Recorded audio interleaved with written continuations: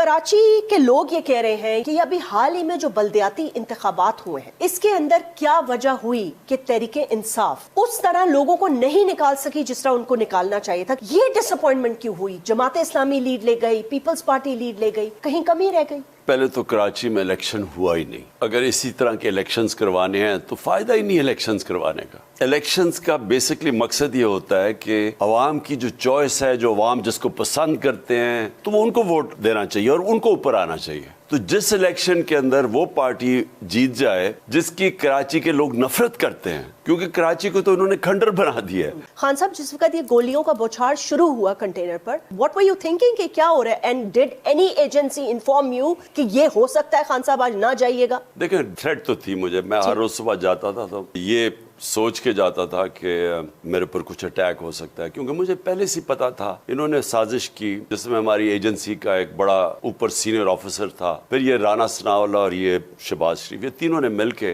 Plan किया था। और ये पहले शुरू किया, एक वीडियो रिलीज की, उस वीडियो को फिर एक वकार सती है उसने जाके उठाया कि इमरान ने तौहीन अदालत की। पेड एड्स चलाए गए, पेड एड्स के इमरान खान ने तौहीन अदालत की है। आपकी लाइफ में एक बहुत बड़ा चेंज आया है, एक स्पिरिचुअल जर्नी आपने शुरू की है। I want you to tell the people of Pakistan, specially जो यूथ है आपकी फॉलोअर, इससे क्या चेंज आया है और ये चेंज क्यों आया है आपके अंदर? जैस्मिन, देखिए जो चेंज है ना, जिस वक्त ला इलाहा इल्लल्लाह का मतलब लोग समझ जाते हैं ना, चेंज तब आना शुरू होता है। ईमान इंसान के अंदर चेंज लाता है। जब आपको ये पता चल जाता है कि एक अल्लाह है और आखिरत है, चेंज तब आता है इंसान में। और वो चेंज क्या होता है? इंसान आजाद हो जाता है। सब्सक्राइब करें और बेल दबाएं ताकि कोई खबर रह न जाए।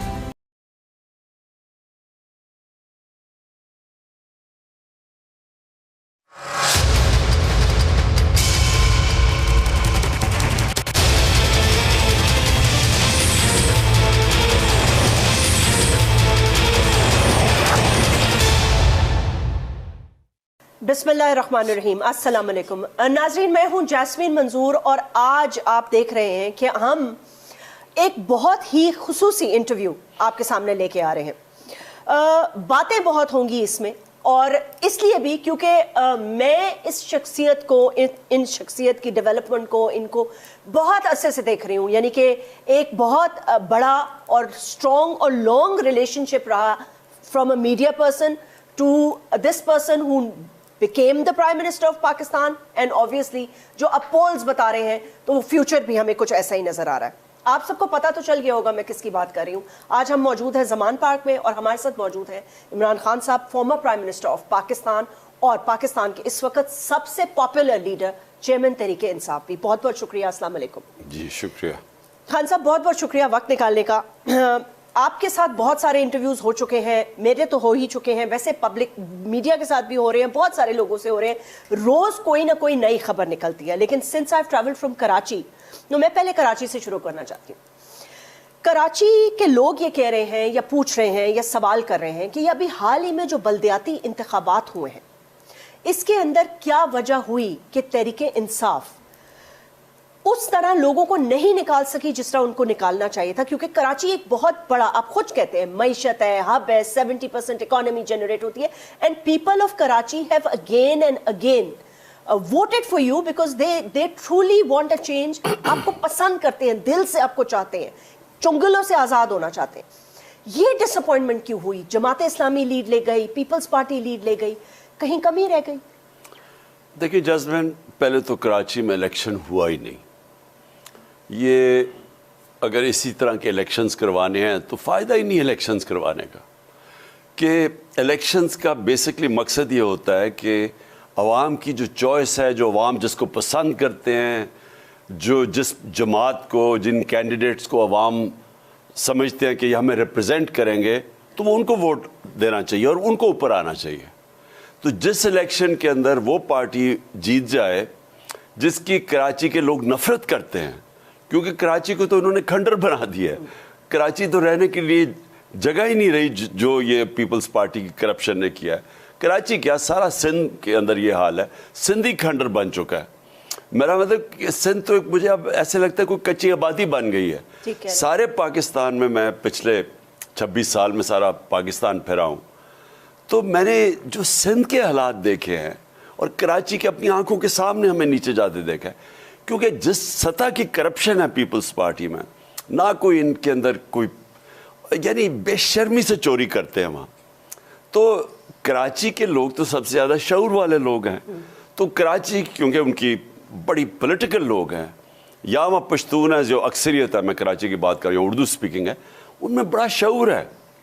تو وہ کیسے پیپلز پارٹی کو الیکٹ کر سکتے ہیں؟ تو یہ تو ایک پورا ایک پولیس, ایڈمنسٹریشن, دھاندلی, الیکشن کمیشن, یہ مل کے یہ مذاق کیا ہے. یہ الیکشن نہیں ہے اور ہونا بھی نہیں چاہیے, اس کو انال کر دینا چاہیے, کیونکہ یہ پبلک ریپرزینٹ ہی نہیں کرتا پبلک اوپینین. جہاں تک تحریک انصاف ہماری اپنی پرفارمنس ہے,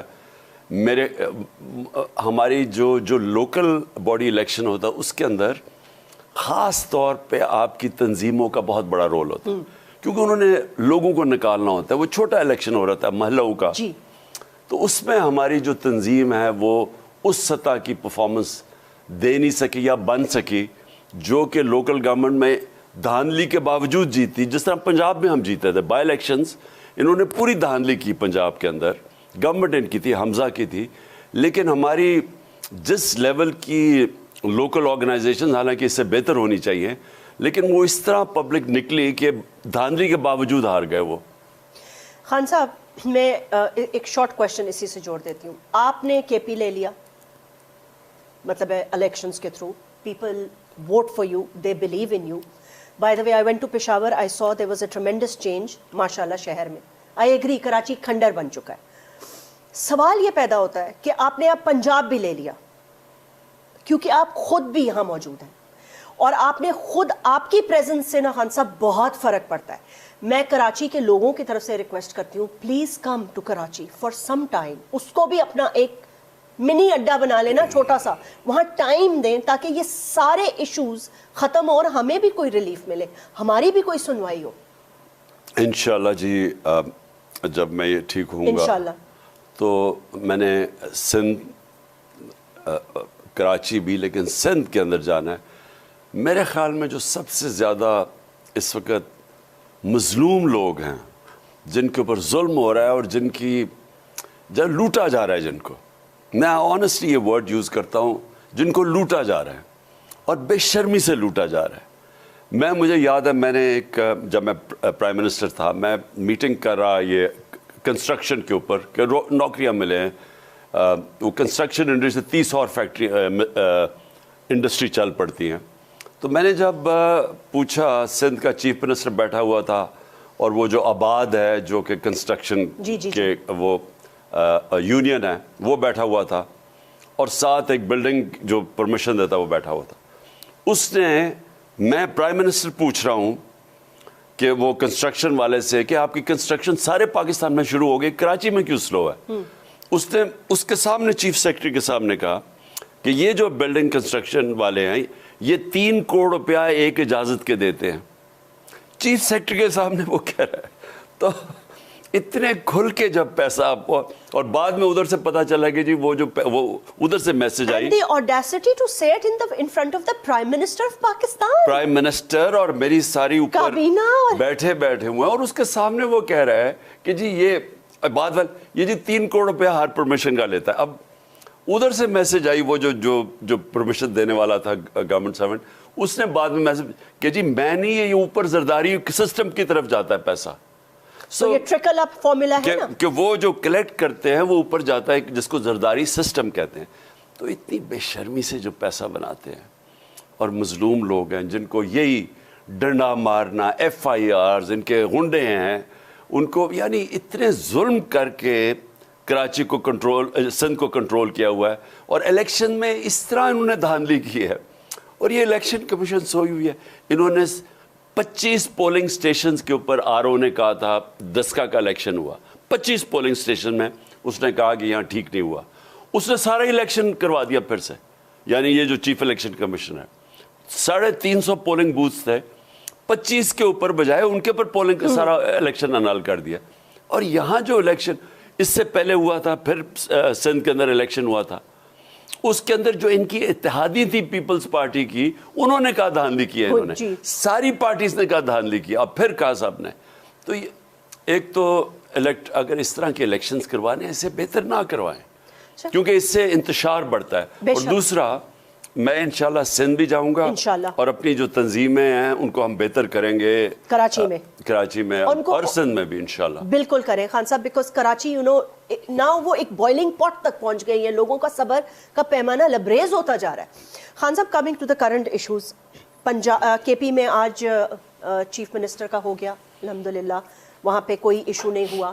پنجاب میں آپ کو لگتا ہے کہ اگر آپ لوگ خود کر لیتے اور الیکشن کمیشن پہ نہ ڈیپینڈنٹ، اب الیکشن کمیشن پتہ نہیں کل کیا فیصلہ کرتا ہے، کیا ہوئے گا؟ مجھے تو کنفیوژن لگ رہی ہے. الیکشن کمیشن بدقسمتی سے اس کو ہونا چاہیے تھا نیوٹرل امپائر.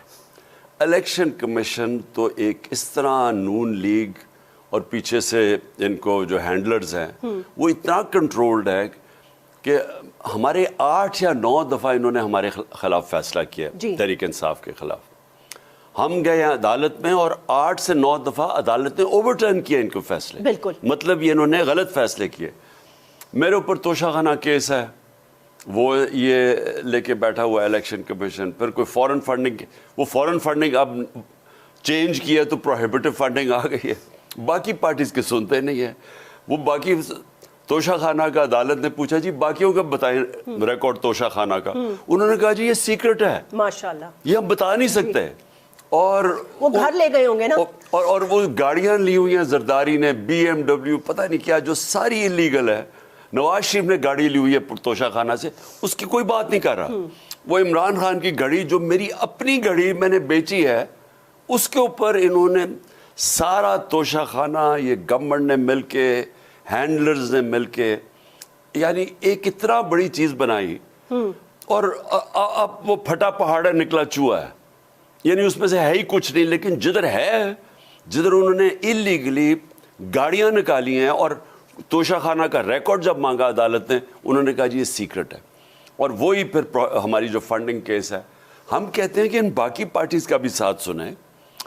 ہم تو سارے دیتے جا رہے ہیں کہ ہماری فنڈنگ ہے، 40,000 کا ڈونر بیس دکھا دیا ہے، لیکن جنہوں نے بتا ہی نہیں سکتے کہ پیسے کدھر سے کٹے ہوئے ہیں، پیپلز پارٹی ان کے کیس ہی نہیں سن رہے. ان کے کیوں سنے خان صاحب؟ اس لیے کیونکہ آپ کو پتا ہوگا کہ آج 12 ارب کی منی لانڈرنگ بھی معاف ہو گئی ہے سلمان شہباز کی، شہباز شریف صاحب کے بیٹے کی، سلیمان کی. تو وہ دیکھیں جاسمین، جو ہو رہا ہے نا پاکستان سے، میں آپ کو یقین دلاتا ہوں کہ اس ملک کی تاریخ میں کبھی ہم ادھر اتنے گرے نہیں ہیں جتنے آج گر چکے ہیں. ایگریڈ. کبھی ہماری معیشت اس کرائسس میں نہیں ہے جو آج گری ہے. کبھی لوگوں کو اس ملک سے مایوسی اتنی نہیں جتنی آج ہے. 8 لاکھ ہمارے نوجوان پڑھے لکھے پروفیشنل چھوڑ کے چلے گئے ملک 7 مہینے میں. کبھی قانون کی بالادستی کی دھجیاں نہیں اڑائی گئی جو آج گئی.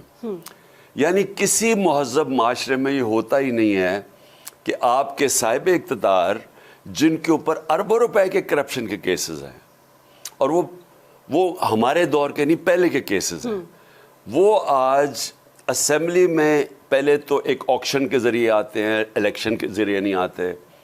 ہارس ٹریڈنگ، پیسہ خرچ کر کے بیرونی سازش جس میں آرمی چیف پورا ملا ہوا تھا، بلکہ تھا ہی آرمی چیف، ساتھ اس نے سب کو ملایا. انہوں نے مل کے ساتھ چوروں کو اوپر بٹھایا.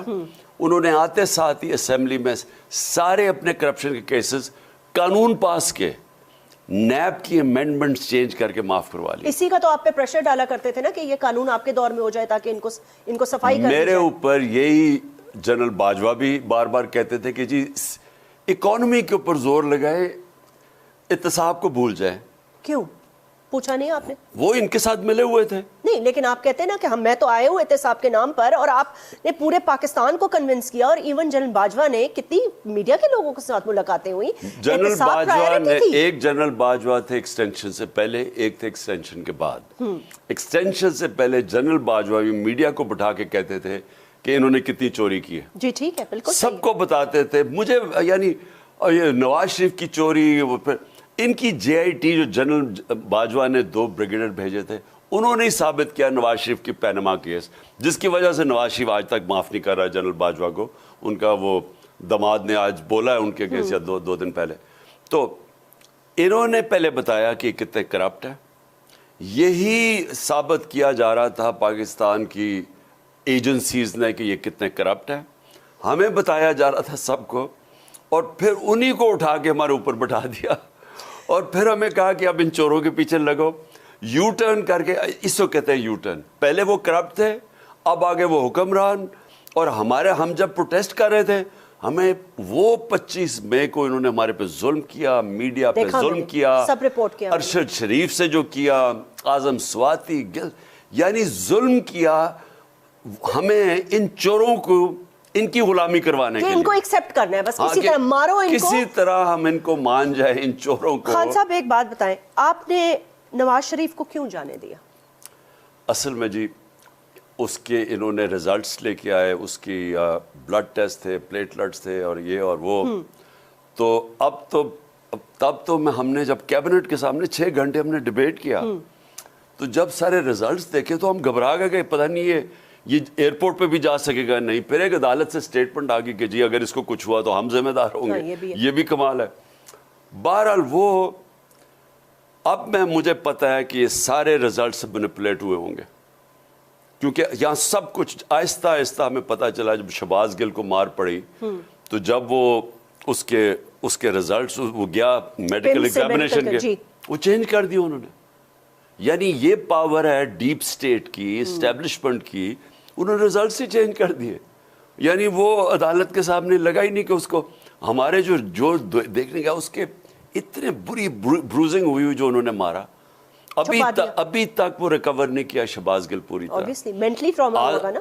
اور اعظم سواتی سے جو کیا, تو وہ جو جب آپ یہاں ریزلٹس اور چھوڑیں, میرا جو مجھے جو میں exactly I was about to come to this کہ یہ جے آئی ٹی بنی, اب سنیں جے آئی ٹی بنی ہوئی ہے. ہم پنجاب ایک سیکنڈ قطع کلامی معاف, میں پہلے یہ پوچھنا چاہتی ہوں کہ دیکھیں ایک دفعہ آپ گرے تھے کنٹینر سے, آپ کو یاد ہے, پھر میں نے پہلا آپ کا انٹرویو کیا تھا, اس وقت we were very scared of losing you, and Allah نے آپ کو ایک نئی زندگی دی. میں کہتی ہوں اللہ تعالیٰ کا بڑا کرم ہے, اس نے ایک بار پھر آپ کو ایک نئی زندگی دی. کہتے ہیں نا اعمالوں کا دار و مدار نیت پر ہوتا ہے, اس پر میں بات کروں گی, یہ میری ٹیگ لائن ہے آج کی, کہ اعمالوں کا جو دار و مدار ہے وہ آپ کی نیتوں پر ہے.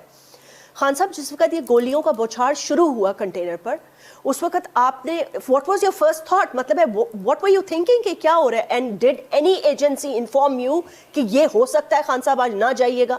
نہیں دیکھیں تھریٹ تو تھی مجھے, میں ہر روز صبح جاتا تھا تو مجھے یہ سوچ کے جاتا تھا کہ میرے پر کچھ اٹیک ہو سکتا ہے, کیونکہ مجھے پہلے سے پتا تھا انہوں نے سازش کی جس میں ہماری ایجنسی کا ایک بڑا اوپر سینئر آفیسر تھا, پھر یہ رانا ثناءاللہ اور یہ شہباز شریف, یہ تینوں نے مل کے پلان کیا تھا. اور یہ پہلے شروع کیا, ایک ویڈیو ریلیز کی, اس ویڈیو کو پھر ایک وقار ستیہ اس نے جا کے اٹھایا کہ عمران نے توہین عدالت کی.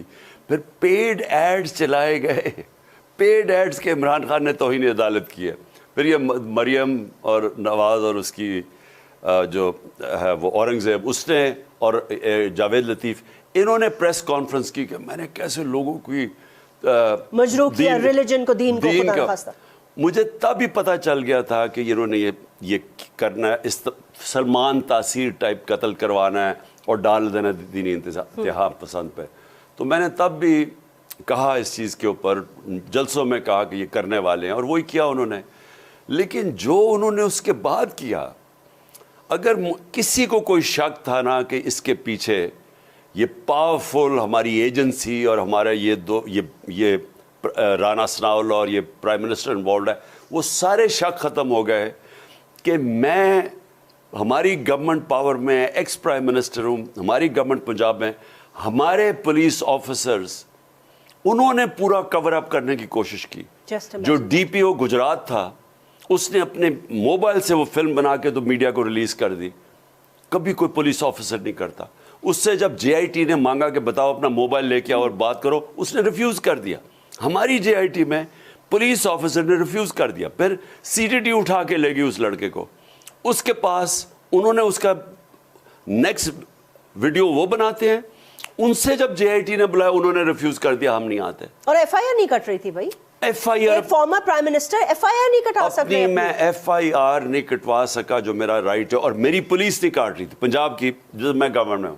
پھر آپ یہ سمجھیں کہ جو جے آئی ٹی کے 4 ممبرز, جے آئی ٹی کے ممبرز, انہوں نے اپنی سٹیٹمنٹس بدل دی.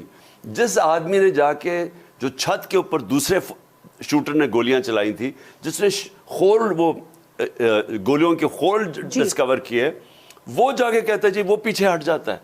सोच लें कि ये किस तरह का, अगर मैं इंसाफ नहीं ले सकता अपनी गवर्नमेंट होते हुए, तो आप सोच लें कि यहाँ मुल्क का जंगल का कानून है या नहीं है, बिल्कुल या है। इंसाफ तो हो गया खत्म। इसका मतलब कि आप यहाँ कोई भी, अगर आप ताकत में बैठे हैं, आप कत्ल कर दें किसी को, जो अरशद शरीफ को किया है, आप जो मर्जी कर दें, and you get away with it. यहाँ अनफॉर्चुनेटली जो सिस्टम बन गया है, ये कभी भी, मेरे ख्याल में जिस तरह हम नीचे गिरते जा रहे हैं, ये जो आज हम जिधर खड़े हुए हैं, अगर हमने अपने आप को बिल्कुल तब्दील ना किया, इस मुल्क को जिस तरह हम चलाते हैं, गवर्नेंस, ख़ास तौर पे rule of law, justice system, इंसाफ का निज़ाम, जब तक अब हमने ना ठीक किया, ये मायशत भी नहीं ठीक होगी, नहीं होगी। ये जुड़े हुए हैं दोनों साथ साथ।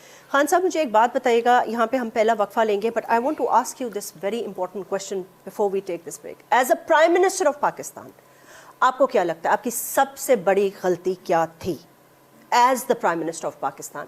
किसी पे बहुत ज्यादा एतमाद करना, 3 ऑप्शंस दे रही हूँ आपको, किसी पे बहुत ज्यादा एतमाद करना, आपको पता है मैं किसकी बात कर रही हूँ, बहुत ज्यादा एस्टेब्लिशमेंट पे रिलाय करना, या समथिंग एल्स? देखिए, सिंपल चीज़ मैं आपको बताता हूँ, इस मुल्क में एस्टेब्लिशमेंट रियलिटी है। एस्टेब्लिशमेंट वाहिद इस वक्त इदारा है जो सबसे ज़्यादा इंटैक्ट, ऑर्गेनाइज्ड है, मुनज़्ज़म है। अगर आप फ़ौज के ज़रिए कोई काम करते हैं, वो हो जाता है। NCOC में जब हमने कोरोना के अगेंस्ट इनकी पूरी मदद ली और लॉजिस्टिक्स के अंदर उन्होंने मदद की, यानी अगर हॉस्पिटल से इंफॉर्मेशन नहीं आती थी तो एक हम उनको बताते थे फ़ौज को, वो 1 मिनट में जाके इंफॉर्मेशन ले आते थे। हमारी अपनी ब्यूरोक्रेसी नहीं ला सकती थी, हमारा हेल्थ सिस्टम नहीं ला सकता था। तो पोलियो के अंदर, टिड्डी मारने पे, फ्लड्स के अंदर, क्योंकि एक ऑर्गेनाइज्ड अदारा है, तो इसकी बहुत पॉजिटिव्स हैं।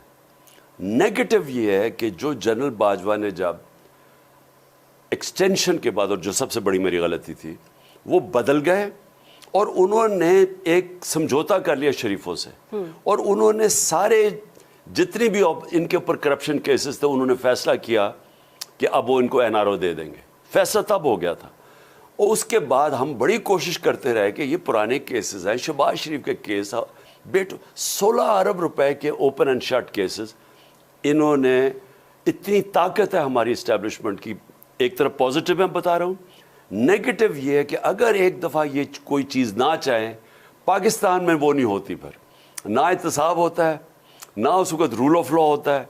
ये अगर, और ये जनरल बाजवा ने जुल्म किया, क्योंकि एक आदमी के पास इतनी ताकत है, आर्मी चीफ की इतनी ताकत है पाकिस्तान में, क्योंकि उनका सबसे मुनज़्ज़म इदारा है, और वो इतनी आधी 60 सालों में आधी दफ़ा मार्शल लॉ रह गया, और आधी दफ़ा जो सिविलियन गवर्नमेंट्स भी आए हैं, इनका बड़ा, इनकी पेनिट्रेशन है। तो वो जब नहीं चाहते थे, ना उन्होंने उसके बाद एहतसाब होने दिया, जो बड़ा जुल्म हुआ, ना रूल ऑफ लॉ होने दिया, और फिर एंड में जाके उन्होंने ये जो अब हमें पता है, हुसैन हक्कानी को इन्होंने हायर किया था हमारी फॉरेन ऑफिस के नीचे, हमें पता ही नहीं है। हुसैन हक्कानी को हायर किया, Who was the most disliked person by the army? By the army, जो फौज को बुरा भला कहता था। They took him to the court because of the memo case. उससे मीटिंग हुई इनकी दुबई के अंदर, या सितंबर 2021 के अंदर उसको हायर किया, और उसने मेरे खिलाफ जाके लॉबिंग की अमेरिका में, और जनरल बाजवा को प्रमोट करना शुरू कर दिया। तो वो जो डोनाल्ड लू का अब जो साइफर आया था जी, वो उधर से नहीं इनिशिएट हुआ, वो यहाँ से पहले लॉबिंग की मेरे खिलाफ कि मैं बड़ा एंटी अमेरिकन हूँ, और फिर आया। तो कड़ी से कड़ी मिल गई। एक छोटा सा वक्फा यहाँ हम लेना चाहेंगे, लेकिन ब्रेक के बाद many more important questions to come.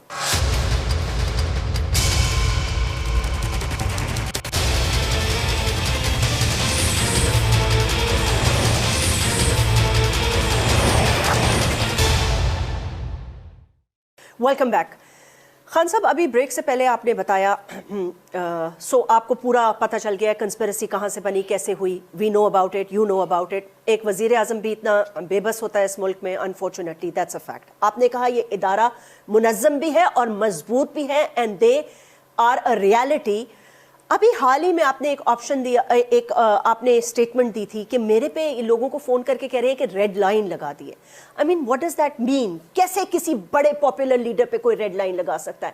کیا کریں گے جو آپ پہ ریڈ لائن لگا دی ہے انہوں نے؟ دیکھیں, نہ اس وقت پارلیمنٹ فنکشنل ہے, وہ تو مذاق ہو گیا نا پارلیمنٹ میں, کہ جب ہم نے کہا ان کو ڈر لگا کہ ہم پارلیمنٹ میں آ رہے تو انہوں نے لوگوں کو نکال دیا استعفے قبول کرنا شروع ہو گئے, اور راجہ ریاض بن گیا جس نے نون کا ٹکٹ لینا واپس.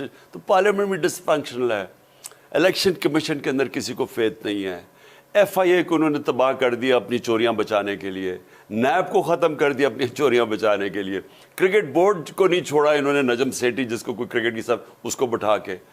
تو جو ہم امید کر رہے تھے کہ باجوہ کے جانے کے بعد نیوٹرل ہوگی اسٹیبلشمنٹ, وہ نیوٹرل نہیں ہے ابھی نیوٹرل نہیں ہے. جو پنجاب کہہ رہے تھے کہ ہم ہوں گے, جو مجھے افسوس سے کہنا پڑتا ہے کہ جو پنجاب کے اندر ہوا, جس طرح انہوں نے چودھری پرویز الہی کو آ کے یہاں کے یہ جو مسٹر ایکس اینڈ وائی ہیں, انہوں نے جس طرح زور لگایا کہ آپ نے نون لیگ یا جوائن کریں اور یا پھر نو کانفرنس, یعنی دھمکیاں دیں کہ ان کے ہم کرپشن کیسز سامنے لے آئیں گے. ہمارے یہاں ایم پیز کو جس طرح انہوں نے دباؤ میں لایا, عمران خان کے اوپر کانٹا ڈال دیا ہے, اس کو اب بھول جائیں. تو کیسے ڈالا ہے بھائی؟ عوام جس کے ساتھ ہو اس پہ آپ کانٹا کیسے ڈال سکتے ہیں؟ وہ کہتے ہیں نا کوئی تاریخ سے کچھ سیکھا نہیں ہے کہ مجھے رحمان کے پر کانٹا ڈال کے ملک پہ کانٹا ڈال دیا, آدھا ملک ٹوٹ گیا. کتنی ایگزامپلز ہیں. یعنی انہوں نے وہ ذوالفقار علی بھٹو کو, پیپلز پارٹی کو ختم کرتے کرتے ایم کیو ایم بنا دی کراچی میں, جس نے کراچی اس وقت جو انتشار ہوا کراچی میں پھر حقیقی بنا دی. پھر کتنی اور آرگنائزیشنز, پھر سب سے بلوچستان ابھی تک ریکور نہیں کیا. نواب زادہ وہ نواب اکبر بگٹی کے اوپر کانٹا ڈال کے آج تک کوئی امیجن نہیں کر سکتا کتنی قیمت ادا کی. اور مجھے خوف ہے بلوچ علاقوں کے اندر کہ وہاں اتنی نفرت ہو گئی ہے پاکستان کے خلاف. تو یہ کانٹے ڈال کے کبھی بھی پولیٹیکل لیڈرز جن کے پاس پبلک ہوتی ہے, آپ ان کو ختم نہیں کرتے. آپ کانٹے ڈال کے کہ وہ زیادہ آپ ان کو جیل میں ڈالیں یا ان کے اوپر ڈسکوالیفائی کریں, وہ اور ان کی مقبولیت بڑھ جاتی ہے. تو اس سے پولیٹیکل لیڈرز ختم نہیں ہوتے, ملک کو نقصان ہوتا ہے. تو صرف میری جو آپ کی بات ہے نا کہ آگے جانا کیسے, جی نئے آرمی چیف سے کوئی بات چیت, کوئی دروازہ کھولا ہے؟ میری کوئی بات چیت نہیں ہے through the president of Pakistan. لیکن میں آپ کو یہ بتا دوں کہ جو ایک راستہ ہے فری اینڈ فیئر الیکشنز کا, کراچی کے الیکشنز نہیں, فری اینڈ فیئر الیکشنز, اگر وہ ہم نہیں اپنائیں گے آج, میں آج آپ کو بتا رہا ہوں کہ پاکستان کے کرائسس ادھر پہنچ جائے گا جو سب کے ہاتھ سے نکلنے والا ہے. پاکستان کی اکانومی, آئی ایم ایف کا مل بھی, پہلے تو آئی ایم ایف کے پاس اگر جانا پڑے گا ان کو, نہیں تو وہ روپیہ جو ڈیفالٹ کے اوپر گیا تو وہ آپ سوچ نہیں سکتے کہ ملک کیا ہوگا. تو جب جائیں گے مہنگائی آئے گی, کیونکہ انہوں نے تو ملک کی اکانومی تباہ کر دی ہے. یہ تو دشمن بھی نہ کرتا جو انہوں نے کیا 7-8 مہینے میں. ملک کی یعنی جو ہماری کیپیسٹی ہے قرضے واپس کرنے کی, exports, remittances, industry, tax collection, وہ سب نیچے چلی گئی ہے, اور اوپر سے قرضے بڑھ گئے ہیں. تو انہوں نے تو وہ ملک سے کیا ہے جو کہ اگر کوئی دشمن ہوتا وہ نہ کرتا. صحیح کہہ رہے ہیں. اچھا, اب اس سے نکلنے کے لیے بجائے اس وقت اس تباہی کو روکنے کے لیے ایک الیکشنز کروائیں اور صاف اور شفاف, جس سے پولیٹیکل سٹیبلٹی آئے, جس سے لوگوں کو اعتماد ہو, ایک نئی گورنمنٹ آئے, نیا مینڈیٹ آئے. شاید آپ کی وجہ سے نہیں کرانا چاہتے نا, because they foresee you coming into power again. میرے خوف کی وجہ سے آپ یہ سوچ لیں کہ یہ ملک کو تباہی کی طرف آپ لے کے جا رہے ہیں. یہ خوف کہ عمران خان نہ آ جائے, یہ ملک کو ادھر لے کے جا رہے ہیں. میں کسی سے اب آئی ایم ایف سے کسی جو اکنامکس سمجھتا ہے, پولیٹکس سمجھتا ہے, سب کو پتہ ہے کہ ہم سری لنکا کے سچویشن سے کوئی مہینہ دور ہیں. سری لنکا صرف 2.25 کروڑ لوگ تھے, یہاں 22.5 کروڑ عوام ہے. Just imagine that. ایک دفعہ یہ شروع ہو گیا انتشار جو ہونے والا ہے.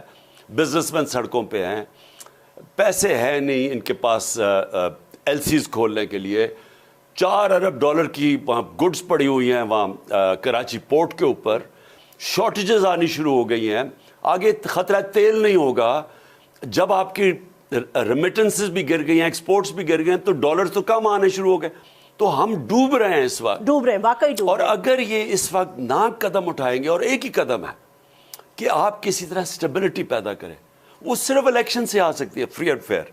اس کے بعد ایک پاکستان میں وہ ایک مینڈیٹ لے کے گورنمنٹ وہ سرجری کرے پاکستان میں, وہ ریفارمز کرے جو آج تک کبھی ہوئی نہیں اور جو ہونی ہے. خان صاحب, آپ اگر آ گئے تو روتھلیس احتساب کریں گے اس دفعہ without taking any pressure from any one? دیکھیں, سب سے پہلے انصاف, رول آف لا جب تک ہم پاکستان میں قائم نہیں کریں گے, جو سب سے بڑا پاکستان کا اثاثہ اوورسیز پاکستانی ہے, اگر وہ اپنے پیسے پاکستان لے آئیں, 1 کروڑ باہر پاکستانی بیٹھا ہے, ڈالرز ان کے پاس ہیں, ان کی ریمیٹنسز پہ ہم آج کھڑے ہیں, اگر ان کی انویسٹمنٹ آنی شروع ہو جائے, ہم نہ آئی ایم ایف کی ضرورت ہے, نہ سعودی عربیہ ان سے بھیک مانگنے یا باقی ملکوں سے.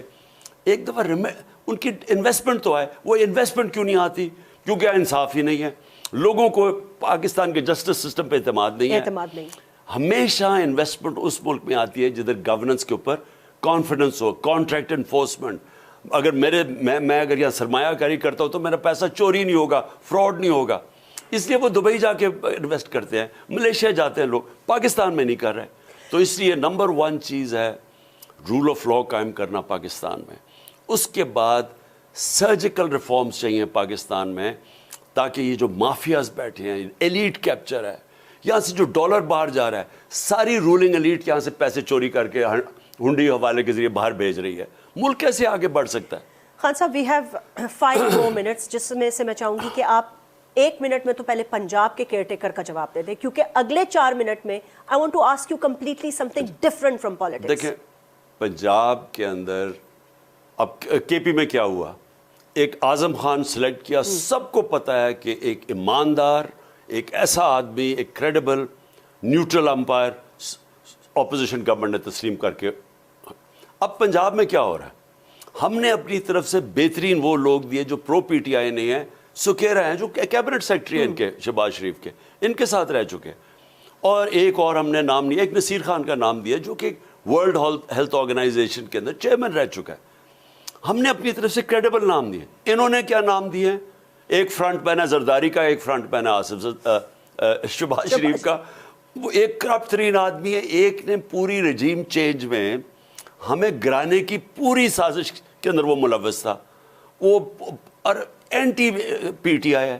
یہ ان کا آئیڈیا نیوٹرل امپائر کا, کیئر ٹیکر کا تو مطلب یہ ہے کہ آپ کا نیوٹرل امپائر کھڑا ہو. انہوں نے تو وہ آدمی کھڑا کر دیا ہے جو کہ نون لیگ سے بھی ہمیں زیادہ نقصان پہنچانے والا, وہ اس سے چیف. آپ ایکسیپٹ کریں گے یا فائٹ کریں گے؟ بالکل اس کو ایکسیپٹ نہیں کریں گے. ہمارے پاس اس کا ٹریک ریکارڈ ہے پورا, ہمیں پتہ ہے الیکشن کمیشن کا فیصلہ آپ ایکسیپٹ نہیں کریں گے اگر ایسا کوئی خدا نہ خواستہ. دیکھیں جی, الیکشن کمیشن اس طرح کا آدمی اگر اپوائنٹ کرے گا, پہلے تو الیکشن کمیشن کی ویسی کریڈیبلٹی ختم ہے. اگر اس طرح کے آدمی کو اپوائنٹ کریں گے تو پہلے تو پبلک میں اور ننگا ہو جائے گا election commission. And you will not accept it obviously. بالکل ہم ایکسیپٹ نہیں کریں گے. جی خان صاحب, سارے سیاسی سوال سائڈ پہ رکھ دیتی ہوں. آپ کو میں بہت عرصے سے جانتی ہوں, آپ کی پارٹی کی گروتھ میں نے دیکھی, بلکہ اس دن پریزیڈنٹ آف پاکستان سے میں نے انٹرویو کیا تو وہ کہہ رہے تھے ڈاکٹر صاحب کہ ایک زمانے میں ہمیں ٹانگا پارٹی کہا جاتا تھا, اور آج اللہ نے آپ کو ماشاءاللہ بہت عزت دی ہے.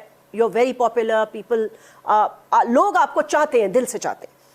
آپ کی لائف میں ایک بہت بڑا چینج آیا ہے, آئی مین لائک بہت سالوں سے یا کچھ سالوں سے ایک اسپرچل جرنی آپ نے شروع کی ہے. I want you to tell the people of Pakistan, especially جو یوتھ ہے آپ کی فالوور, اس سے کیا چینج آیا ہے اور یہ چینج کیوں آیا ہے آپ کے اندر؟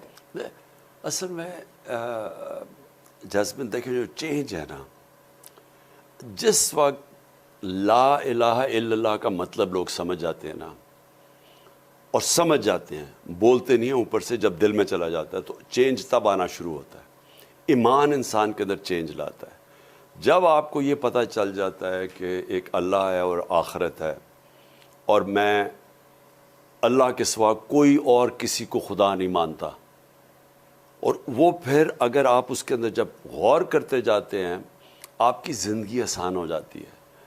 ایاک نعبد و ایاک نستعین، یہ وہی کلمے کا ایک اور طرح کے، اللہ صرف تیرے سے میں عبادت کرتا ہوں، تیرے سے مدد مانگتا ہوں، صرف تیری عبادت کرتا ہوں. چینج تب آتا ہے انسان میں. اور وہ چینج کیا ہوتا ہے؟ انسان آزاد ہو جاتا ہے. اور صرف آزاد انسان کی پرواز ہوتی ہے، غلاموں کی پرواز نہیں ہوتی. علامہ اقبال کی اگر آپ شاعری صحیح سمجھ جائیں تو وہ جو کہہ رہے ہیں لوگوں کو، اس وقت غلام ہندوستان میں مسلمان تھے، ان کو آزاد کرنے کے لیے جگا رہے تھے. اور ان کی خودی کی اور خودداری کا، لا الہ الا اللہ انسان کو خوددار بناتا ہے، غیرت دیتا ہے. میں کسی کے سامنے جھکتا نہیں، میں جھوٹ نہیں بولتا، جھوٹ پکڑا جائے گا میری غیرت خراب ہوگی. میں کوئی ساری دنیا کی اپوزیشن ایک طرف ہو جائے، امریکہ آپ سے ناراض ہو جائے، اب جو مرضی ہو جائے، آپ کا جب اللہ میں ایمان آ جاتا ہے تو وہ ایمان کی جو قوت ہے وہ اصل میں شکست دیتی ہے. اور میں صرف آخر میں مدینہ کی ریاست کی اس لیے بات کرتا ہوں کہ دنیا کی تاریخ کا سب سے بڑا انقلاب آیا تھا. بے شک 627 میں جنگ خندق ہوئی، بال بال امہ بچی. قرآن کے اندر ہے کہ کیا حالات تھے امہ کے، بال بال بچی. اور 10 سال کے بعد 2 سپر پاورز، پرشین ایمپائر اور رومن ایمپائر، دونوں ان کے سامنے گھٹنے ٹیک دیتے ہیں. یہ تاریخ ہے، یہ انسانی، یہ ہسٹری بکس میں لکھا ہوا ہے کہ 10 سال میں وہی لوگ دنیا کی امامت کی، انہوں نے، ان کی پرواز آسمان پہ پہنچ گئی. نبی صلی اللہ علیہ وسلم نے یہ کیا تھا. لوگ سمجھتے ہیں تلوار کی وجہ سے، ان کے 10 سال میں 622 اور 32 کے بیچ میں 1400 لوگ صرف مرے تھے دونوں طرف. لیکن فکری انقلاب آ گیا تو لوگ آزاد ہو گئے تھے، شعور آزاد ہو گیا. میں یہ چاہتا ہوں، نہیں، آزاد انسان کی پرواز ہے. اب یہاں غلام کبھی جی امریکہ کو ناراض کر دیا، یہ کر دیا، وہ کر دیا. یہ غلام ذہنیت ہی نہیں نکل رہی. اوہ جی وہ ناراض نہ ہو جائے، جی اسٹیبلشمنٹ ناراض ہوگی، کاٹا ڈال دیا آپ کے اوپر. یہ سارے، یہ جب آپ کے اندر ایمان نہیں ہوتا. میں چاہتا ہوں میرا جو نوجوان ہے وہ آزاد ہو، اس کی بڑی سوچ ہو، وہ ویژن ہو اس کی کہ یہ پاکستان ایک بڑی خواب تھی. اور شہباز شریف ہندوستان سے منتیں کر رہے جی ہمارے سے بات چیت کر لیں، ہمارے سے غلطیاں ہو گئی، ہم نے کوئی 3 جگہ گرا کے مار کھا لی، ہمیں خدا کے واسطے ہمارے سے بات کر دے. اور وہ کہ دہشت گردی پہلے ختم کرو پھر بات کریں. جی. یعنی یہ وہ ہیں جو پیسے کی پوجا کرنے والے لوگ ہیں، یہ ہمارے اوپر بیٹھے ہوئے تھے. میں اپنی نوجوان قوم کو کہتا ہوں کہ دیکھیں، اپنا مقام سمجھیں. آپ ایک نبی صلی اللہ علیہ وسلم کی امت ہو. وہ جو دنیا کے سب سے بڑے لیڈر تھے، انہوں نے دنیا کی تاریخ کا سب سے بڑا انقلاب لے کے آئے تھے. اللہ حکم کرتا ہے ان کی سنت پہ چلو، کیونکہ وہ ہماری بہتری ہے. ہم جب ان کی سنت سے اترتے ہیں تو ہم یہ بن جاتے ہیں جو مولانا رومی نے کہا تھا کہ جب اللہ نے تمہیں پر دیے تو کیوں چونٹیوں کی طرح رینگ رہے ہو. ہم زمین پہ رینگ رہے ہیں. اور میں لوگوں کو، اپنی قوم کو، اپنے یوتھ کو، میں وہ اس واپس پاکستان کے خواب کی طرف لینا چاہتا ہوں. وہ یہ نہیں تھا یہ جو بن گیا پاکستان، کبھی وہ ادھر پھر رہا ہے بیکاریوں کی طرح، کبھی ادھر پیسے مانگے، کبھی ادھر. یعنی مجھے شرم آتی ہے کہ ہماری یہ جو رولنگ ایلیٹ ہے لوگوں کو کہہ رہے ہیں پاکستان میں پیسہ لے کے آؤ، اور خود پیسہ چوری کر کے باہر بھیج رہے ہیں. بالکل. میں چاہتا ہوں لوگ سمجھیں کہ یہ ایک نعمت ہے پاکستان، لیکن اس کے لیے، آزادی کے لیے لڑنا چاہیے. حقیقی آزادی قربانیوں کے بغیر نہیں دی جاتی. تو میں جب نکلتا ہوں، میں اس کو پالیٹکس تو سمجھتا نہیں، میں جہاد سمجھتا ہوں. میں اپنے ملک کے لیے جہاد لڑ رہا ہوں. مجھے کہتے ہیں جی آپ کی جان کو خطرہ ہے، یہ ہے وہ. اللہ کے فیصلے کے بغیر کوئی دنیا سے نہیں جاتا. مجھے کسی صورت یہ بچنا نہیں چاہیے تھا. جو پلان انہوں نے کیا ہوا تھا ان تینوں نے مل کے، مجھے تو بچنا نہیں چاہیے تھا. ایک بندوق والا سامنے کھڑا تھا، ادھر سے ایک نیچے سے 30 فٹ سے ٹرینڈ شوٹر تھا وہ. اب تو ثابت ہو گیا جو جے ٹی میں ہے وہ ٹرینڈ شوٹر تھا. اور 3 شوٹر تھے، ایک اور تھا، ایک اور شوٹر تھا. 3 ڈفرنٹ گولیاں ملی ہیں، شیلز ملے گولی. تو مجھے تو بچنا ہی نہیں چاہیے تھا. اللہ کی ذات. اور جس طرح میں بچا ہوں، مجھے تو پتہ، جب میں گرا تھا تب مجھے پتا تھا کہ اللہ نے مجھے بچایا. تو یہ ہم ہمارا خوف دور کر دیں کہ کوئی آپ کو یہ ڈرائے گا, یہ جو دھمکانا ہے, میں یہ کر دوں گا, میں ریڈ لائن ڈرا کر دوں گا, کوئی کچھ نہیں کر سکتا. اوپر اللہ ہے اور میرا یہ ایمان ہے, اور اس لیے میں سمجھتا ہوں کہ جو مرضی کر لے میں جیت جاؤں گا انشاءاللہ. خان صاحب بہت بہت شکریہ, تھینک یو ویری مچ. آپ سے گفتگو کی آج یہاں زمان پارک میں, آپ نے ہمیں وقت دیا and you answered all my questions. یہ جو آپ نے یوتھ کے لیے میسیج دیا ہے, دس از ویری امپورٹنٹ کہ سنت رسول پہ ضرور چلیں وہ, اور also tell them that they should be encouraged کہ ان کی بایوگرافیز, ان کی لائف کو اسٹڈی کریں, پڑھیں جیسے آپ کرتے ہیں, اینڈ دین یو نو اپنے اندر ایک ٹھہراؤ اور بدلاؤ ضرور لائیں. یہی آپ کا خواب ہے, طاقت لے کے, اور طاقت لے کے, یہی آپ کا خواب ہے, اور خوف ختم کر دیں, اپنے خوف ختم کر دیں, اور یہی پاکستان کا ویژن آپ دیکھ رہے ہیں اور بنانا چاہتے ہیں. اور بخوف و خطرہ ہو کے خان صاحب نے کہا, یہ بھی بڑی خبر ہے, انہوں نے کہا کہ میں جیت بھی جاؤں گا. ناظرین, آج یہی پروگرام کا اختتام ہوا. آپ مجھے فیڈ بیک دے سکتے ہو آن ٹویٹر. اپنا بہت بہت خیال رکھیے گا. ہم سب کی طرف سے اللہ حافظ.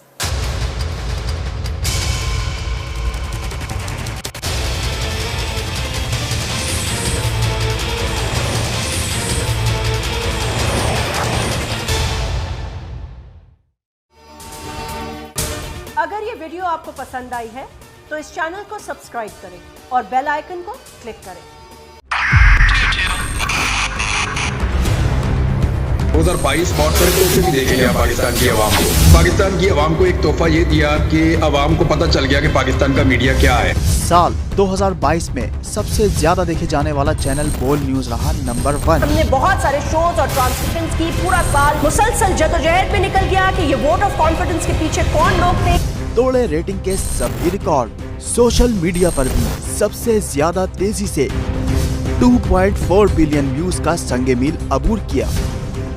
اینکرز کو بھی عوام میں سب سے زیادہ مقبولیت ملی, اور سوشل میڈیا پر بھی بول رہا سب پر بھاری. سبسکرائب کریں اور بیل دبائیں تاکہ کوئی خبر رہ نہ جائے.